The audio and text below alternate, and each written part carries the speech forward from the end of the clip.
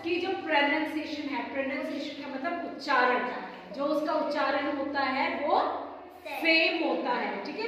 उच्चारण के जैसे एक एग्जांपल लेते हैं हम, SON सन, SUN सन, इसमें जो इसकी प्रोनाउंसिएशन है वो सेम है, ऊपर वाले को भी हम सन बोलते हैं, नीचे वाले को भी सन बोलते हैं, पर इसकी स्पेलिंग अलग है ना, और इसका अर्थ भी अलग है, मीनिंग भी अलग है।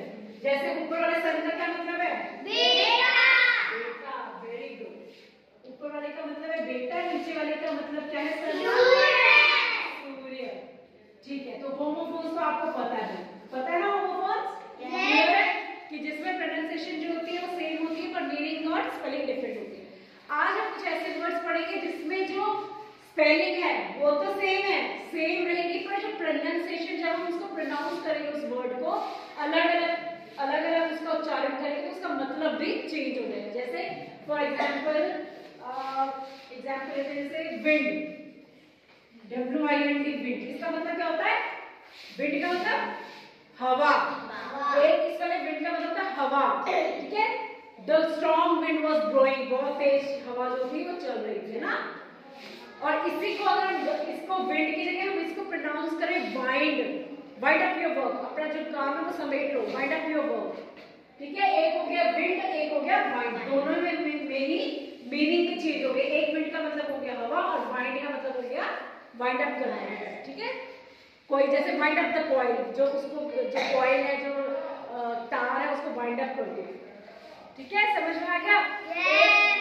दूसरा वर्ड है टीयर, अपने आंसू मत भाओ, टीयर, एक टीयर का मतलब आंसू और एक होता है टीयर, एक टीयर का मतलब फाड़ना।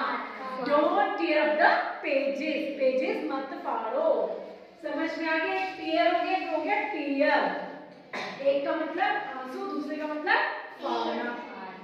अच्छा, और एक आ गया हमारे पास प्रेजेंट बोलते हैं मैंने, जैसे आपको present indefinite, present simple, present ये सिखाया।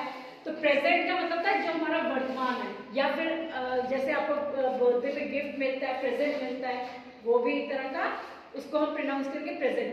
पर एक तरह से हमने प्रोनाउंस किया प्रेजेंट और एक किया प्रेजेंट।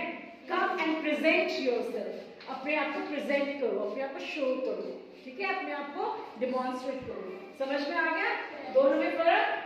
एक होता है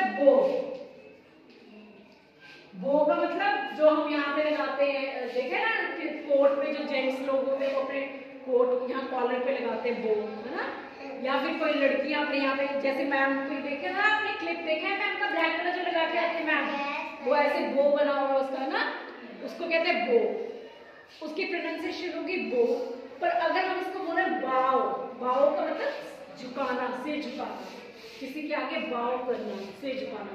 बो और बाओ डिफरेंट हो गया, प्रोनाउंसिएशन डिफरेंट हो गई, उच्चारण डिफरेंट हो गया।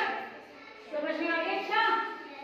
अब होमोफोन्स में और इन वाले वर्ड्स में डिफरेंशिएट कर लोगे? यस। अच्छी लगी आज की क्लास? इंटरेस्टिंग?